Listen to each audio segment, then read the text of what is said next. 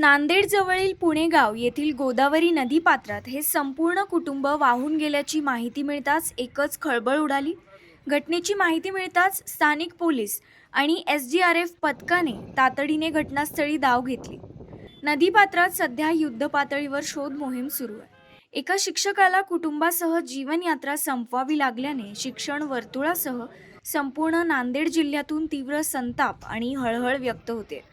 धक्कादायक बाब म्हणजे आत्महत्येपूर्वी सुनील मुळे यांनी व्हॉट्सअप स्टेटसवर आपली मानसिक वेदना व्यक्त करणारा संदेशही ठेवला होता की पुणेगावच्या आपल्या गोदावरी नदीच्या पुलावरून एक गाडी नदीमध्ये कोसळली आहे। मला जेव्हा फोन आला मी तात्काळ आमचे PI साहेब माननीय चिंचोलकर साहेब, आमचे तहसीलदार वाडकर साहेब यांना फोन केला व प्रशासनाच्या सहकार्याने मला साहेबांनी जे सांगितलं की बा तुम्ही जीवरक्षक दलाला कॉल करा, तलाठी मॅडमला कॉल करा आणि होईल तेवढं लवकर स्पॉटवर जा आणि काय आहे ते परिस्थितीची माहिती घेऊन आम्हाला द्या। मी तात्काळ साहेबाला फोन केला। साहेबाला फोन केल्या आमचे पोलीस प्रशासन तहसीलदार साहेबाच्या आदेशानुसार आली इथं आम्ही आलो आणि इथं आल्यावर आम्हाला कळालं की एक व्यक्ती त्या गाडीमध्ये होता आणि त्याच्यासोबत 2 मुलं असण्याची शक्यता आहे, एवढं आम्हाला या ठिकाणी आल्याला कळालं।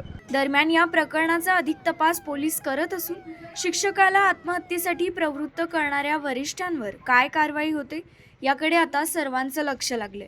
न्यूज डेस्क, आपला नाशिक।